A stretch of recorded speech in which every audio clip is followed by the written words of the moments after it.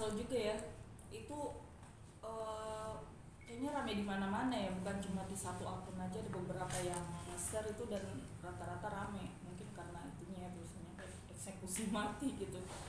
Makanya rada kesel aja gitu, apalagi kalau udah nyampe ke keluarga gitu kan, kasihan. Tapi pihak keluarga tanggapannya seperti apa sih dari pihak keluarga gitu dengan melihat komen-komen? Ya jelas mereka sedih karena kan orang-orang jadinya bertanya lagi kan, padahal kan sebelum-sebelumnya udah dijawab tidak ada hukuman mati gitu kan, tidak ada eksekusi seperti itu. Cuma kan yang namanya orang kadang penasaran gitu kan, jadi mereka langsung nanya ke orang tua nih gitu. Karena kalau ke aku sendiri tuh lebih aku cuekin sebenarnya gitu. Mereka ya sedih. Kalau misalnya mereka sampai bertanya orang tua, beban apa sih Mbak yang baru merasakan? Ya apa ya, ya bebannya ya kayak gimana ya, ya berpikir ya orang tuanya pasti sedih lagi gitu ya kan. Bebannya di situ aja sih saya mikirnya. Kalau untuk Bang Umar mungkin selaku kuasa hukum menanggapi video-video itu mungkin seperti apa? Kenapa video itu sampai ke blog ini lagi yang muncul yang kayak gitu? Ya sebenarnya namanya medsos itu ya agak sulit juga kita menghindari bahwa memang ada beberapa orang yang ingin mendapatkan FYP ya kan. Saya lihat banyak TikTok ya. Saya pikir bagi kami lawyernya tidak menanggapi serius ya, karena itu kan memang media-media yang juga kita tidak pernah tahu siapa pemiliknya, lalu kemudian kita juga tidak tahu maksud tujuannya apa. Namun kami akui bahwa itu tentu sangat mengganggu keluarga gitu, mengganggu anak-anaknya, istrinya juga pasti terganggu. Tapi yang paling kami sedih itu kalau misalnya sampai masuk ke orang tuanya, ibunya, bapaknya, kan itu pasti sangat menyedihkan ya. Padahal beberapa waktu lalu, seminggu lalu atau beberapa hari lalu saya ketemu Zul, biasa-biasa aja, dan berkaitan dengan putusan itu ya nggak ada sama sekali tidak benar ya, karena kami sendiri pengacaranya belum mendapatkan salinan putusan apapun berkaitan dengan eksekusi mati segala macam, itu mengada-ada dan itu sama sekali tidak benar. Karena itu saya merasa bahwa ini harus ada upaya, saya kira dari pihak kepolisian juga ya, karena ini kan berkaitan dengan undang-undang ITE. Saya pikir kalau misalnya para penyebar hoax itu nggak segera meminta maaf atau misalnya nggak segera menghapus apa yang mereka sebar, tentu kami akan melakukan langkah hukum apabila mereka tidak mengindahkan apa yang kami sampaikan ini, karena terus saja itu sangat mengganggu dan menyedihkan keluarga. Bayangkan saja mereka hari ini sebetulnya sudah mulai recovery ya kan, istri juga sudah mulai recovery, orang tuanya juga mulai recovery, Zulnya juga sendiri mulai recovery. Kemarin saya datang ke lapas Gunung Sindur itu, Zul mulai sehat gitu kan. Saya melihat juga pelayanan di lapas sana juga baik, kalapasnya juga baik, pegawai-pegawainya juga baik. Zul bahkan memiliki satu usaha baru di sana, sedang membangun satu usaha baru. Saya pikir memang untuk saat ini Zulnya baik-baik saja, tapi untuk isu bahwa akan ada eksekusi mati itu sangat mengganggu sekali. Saya juga sebagai lawyernya kaget, kok bisa ada eksekusi mati segala ya tuh. Ya kami kan belum mendapatkan surat apa-apa. Harusnya apabila ada surat keputusan berkaitan dengan eksekusi segala macam atau apa segala macam, putusan pengadilan atau putusan apapun itu belum ada di sini. Dan di kantor kami belum menemukan surat apapun untuk itu. Tapi bagi saya ini saya kira bukan hal yang cukup serius, tetapi dalam konteks penegakan hukum kami akan segera kalau tidak ada itikat baik dari yang menyebarkan itu, kami akan melapor, paling tidak buat menjaga keluarganya lah gitu. Buat menjaga ini kan Zul itu anaknya udah besar ya, udah bisa buka TikTok juga kan, bisa lihat media juga di Facebook, di Instagram, di TikTok tuh keluarganya. Apalagi mereka kan saya kira saya pikir cukuplah media teman-teman netizen, cukuplah itu, berikanlah support kepada keluarga Zul. Zul juga hari ini juga sudah baik-baik, juga tidak, situasinya juga saya pikir sudah tidak lagi terlibat dalam kasus apapun. beliau juga di lapas dibina dengan baik. Saya juga datang ke lapas, Zulnya juga baik-baik saja. Saya pikir netizen dukunglah keluarga ini karena ini hanya satu orang dari jutaan orang yang sebetulnya yang tidak terdeteksi ya. Saya pikir teman-teman juga bisa membantu ini untuk bisa menginformasikan bahwa kejadian itu isu itu tidak benar. Mungkin untuk meningkatkan kembali bang, putusannya sebenarnya untuk mengingatkan mungkin bang. Putusannya apa sih bang untuk mengingatkan? Masih tetap dalam Iya, putusannya itu masih tetap ya, karena kami hanya menangani kasasinya kemarin. Jadi putusannya masih tetap dan kami juga belum mendapatkan putusan itu. Tidak ada putusan yang beredar itu katanya menunggu eksepsi. Mana ada putusannya 18 tahun dan sudah dijalani. Saya pikir kita tidak ada masalah dengan itu, tapi untuk keluarganya kami akan membantu untuk memperjuangkan mereka. Kasihan kan kalau misalnya Zul dan keluarga baik-baik saja sudah mulai recovery, ternyata muncul isu itu sangat memukul. Saya pun kemarin ini kasihan Zulnya, sampai saya datang ke lapas itu kemarin itu, saya pas dapat informasi itu saya langsung ketemu Zul. Di sana malah aktivitas Zul itu masih bebas aja, main musik lagi ya kan, di lapasan itu dibina ya kan, kemudian mulai membangun usaha roti gitu, belajar membangun bisnis roti yang dibina oleh kalapasnya juga bagus.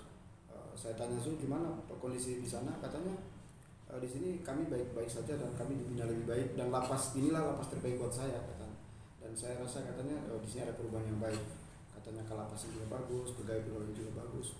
Makanya dia merasa bahwa di sinilah tempat yang baik buat dia dan semoga katanya segera bisa recovery kembali dan keluarganya juga tetap baik-baik saja dan insya Allah menanti pembebasan, bukan menanti eksekusi mati, menanti pembebasan. Mbak Ratna, mungkin kalau ngomongin suami kayaknya berkaca-kaca nih bang, apa sih lalu dia kalau ngebahas suami masa hukum?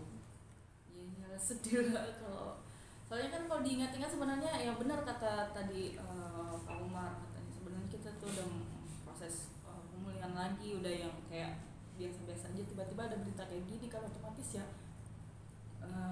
ya sedih lagi gitu, sedih karena kan ya mungkin ya benar itu dampak ke keluarga sama ke anak-anak juga kan pasti akan lebih ini lagi, apalagi kan lingkungan tempat tinggal saya kan itu terbuka gitu dan udah maksudnya satu ini dengan warga-warga di sana, jadi takutnya tuh anak-anak pada dikasih tahu sama temennya bahwa kamu mau di ininya gitu-gitu.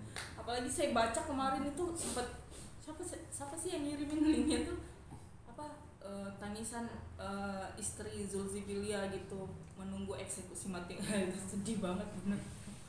Jadi, tapi ada berdampak gak ke anak sejauh ini dengan adanya psikologisnya? Ya pasti ada, cuma kan yang kesini-sini tuh udah maksudnya mereka tuh udah biasa aja begitu. Makanya saya bagaimana caranya anak-anak mulai kapan itu udah saya suruh main di rumah aja, jangan sampai keluar, karena kan di sana kan masih ada anak-anak yang suka iseng gitu, ledekin anak gitu. Nah, takutnya ini lagi diledekin lagi nanti kan kasihan. Tapi memang pernah ada sempat dibully gitu? Iya sempat. Mbak kasih perhatian kepada anak-anak tentang ini seperti apa dari Mbak? Ya saya paling ya kasih pengertian ke anak-anak kalau ya papanya lagi, kan mereka udah ada yang tahu ya maksudnya papanya lagi di penjara, tapi untuk kasusnya mereka nggak tahu. Jadi saya paling bilang ya papanya lagi menjalani hukuman karena papanya bandel gitu. Jadi itu aja sih. Berarti kalau ke lapas nggak pernah diajak kenal? Udah 2 tahun nggak bisa ketemu. Komunikasi bagaimana? Komunikasi seminggu sekali bisa. Ya, nggak dalam konteks seminggu sekali by phone kah di dalam lapas? Video call di lapas. Dari lapas. Dari lapas. Iya, via Zoom. Via Zoom. Mereka kan ada ini jadwal Zoom. Jadi mereka tuh ngasih kayak waktu-waktu untuk keluarga Zoom itu berapa kali sebulan gitu, ada seminggu sekali. Kalau saya sih requestnya seminggu sekali. Jadi khusus buat saya aja gitu. Terakhir komunikasi ngobrolin apa sih Mbak sama Bang Sul? Saya ngobrolin apa ya, masalah ini sih, karena kan anak-anak sekarang udah mau masuk sekolah lagi, jadi saya lebih ngomongin masalah ke biaya anak sekolah sih ya. Soalnya anak saya ada beberapa yang masuknya bareng. Nah, bisa dibilang beban hidup hanya bertumpu sama Mbak Retno. Iya. Bagaimana sih Mbak menjalaninya dalam konteks tanpa ada Mazul saat ini, biaya anak-anak, biaya hidup itu bagaimana sih? Ya, jadi sekarang ini saya kan ada usaha mua gitu, makeup artist. Kemarin udah nyoba kayak jualan baju apa gitu kan. Sekarang jadi makeup artist gitu, mua apa pengantin gitu kan, pengantin. Jadi untuk hari-hari bisa dari situ. Cuma kalau untuk kayak yang kayak ini yang udah mau penaikan kelas, jadi kan banyak nih. Nah itu yang bikin saya pusing sebenarnya, karena gaji saya juga dari makeup itu nggak banyak gitu, cuma buat cover sehari-hari aja. Berarti tidak ada Mazul sendiri ninggalin tabungan? Nggak ada. Paling kalau misalnya ada royalti dari label itu kan 6 bulan sekali, itu aja. Dan itu juga nggak seberapa sih. Maaf kalau saya agak sedikit kasar, bisa dibilang hampir terancam putus sekolah. Ada anak saya yang satu mau putus sekolah udah 2 tahun dia. Jadi tahun ini saya mau masukin sebenarnya sekolah. Makanya saya bilang tadi anak saya barengan masuk kan, satu ada yang masuk SD kelas 1, terus yang putus ini baru mau saya masukin lagi. Jadi Masukin SD juga? Apa tuh jenjang? SD. SD. Jadi kemarin dia pas naik kelas 3 putus sekolah. Sekarang saya masukin lagi, soalnya kasihan dia kan bertanya terus kenapa kok nggak disekolahin. Bang Umar, kan Bang Umar ngajuin kasasi ya? Sudah ada putusan kasasi? Sampai saat ini kami belum mendapatkan balasan dari pihak sana ya. Tapi untuk balasan untuk putusan yang beredar itu sama sekali tidak benar. Kantor kami sampai saat ini juga belum mendapatkan surat itu. Yang pasti untuk Zul kami terus mencari keadilan buat beliau, dan kami tidak hanya mendampingi secara hukum tapi juga secara pribadi ke Bang Zul itu juga kami terus lakukan, karena Bang Zul ini saya lihat sampai udah berpindah beberapa kali lapas, kami juga tetap mendampinginya dan kami juga tetap membangun komunikasi baik dengan pihak-pihak lapas. Dan sekarang ini Bang Zul itu mengatakan kepada saya kemarin, pertemuan terakhir saya itu kalau nggak salah 3 hari lalu,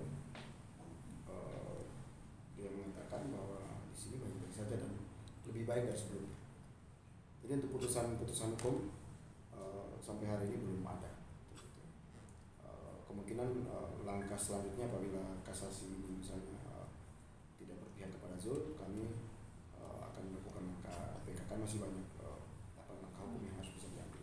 Tapi itu prosesnya kan yang PK sendiri itu ketika kasasi Ya, nantinya saya kira proses hukum itu tetap kita upayakan bagaimanapun caranya, karena hampir semua kasus seperti ini memang prosesnya cukup panjang ya, dan saya rasa kami juga tetap akan mengupayakan meringankan hukuman Zul ini, karena menurut saya kalau kita bicara masalah materi perkaranya ya memang sejak awal kami tidak sepakat ya, tapi untuk saat ini kami juga masih menunggu dari pihak Zul sendiri. Hari ini sedang kita terus mendampingi beliau dalam kondisi apapun, kami tetap dampingi. Baratno, maaf kalau saya salah, tapi sudahkah ajukan gerasi sebelumnya? Gerasi belum. Potongan. Belum. Pengamputan kepada presiden? Belum. Ya. Ada rencana untuk itu Bang, atau menolaknya? Garasi itu untuk diambil hukum mati. Oh, Tuh. Bagi Islam belum. Saya kira untuk selanjutnya kita hari ini masih menunggu proses putusan yang kami ajukan dari kasasinya itu. Saya rasa itu yang hari ini kita tunggu. Kalaupun juga misalnya seperti apa, saya pikir tidak akan mungkin sampai pada putusan putusan mati ya gitu. Tuntutannya juga bukan itu. Saya kira tidak terlalu tidak logis lah ya. Tapi masih ada harapan besar apa Bang? Ya, harapan pengurangan hukuman itu terbuka lebar ya, karena dari materi dari apa namanya kasusnya ini sebetulnya kalau seandainya bisa memerhatikan beberapa alat-alat bukti dan pengakuan beberapa saksi, saya rasa tidak seberat ini sih. Makanya kami sangat yakin proses hukum ini masih bisa kita berpeluang untuk mendapatkan keringanan sih, saya rasa seperti itu. Hasil putusan kemarin dakwaannya seperti apa sih Bang? Last page ini. Untuk putusan tingkat pertama memang kami bukan kami ya, itu nanti pada saat proses ini, tapi saya rasa putusan dari 18 tahun itu memang masih memberatkan, di mana ada pengakuan si tersangka lain itu memberatkan Zul, padahal dia datang di hotel itu hanya kami dipanggil untuk mau konser ke Makassar, bukan untuk datang menjual dan mengedarkan narkoba. Saya rasa kalau untuk alat-alat bukti di situ masih sangat terbuka lebar untuk kita ajukan proses hukum lanjutan, karena sama sekali tidak ada satu alat bukti pun yang menunjukkan di hasil putusan itu yang menunjukkan bahwa Zul terbukti melakukan penjualan atau pengedaran, nggak ada. Dia hanya datang, sebetulnya dia korban aja sebetulnya, karena tidak ada satu putusan pun juga di situ menjelaskan bahwa Zul dihukum hanya karena membawa narkoba kemudian menjualnya, enggak kayak gitu. Dia masuk di dalam putusan ikut serta juga. Jadi prosesnya pemutusan itu dia 5-5-nya lebih kuat. Jadi ikut serta. Tapi untuk melakukan dia bukan pelaku utama sebetulnya. Karena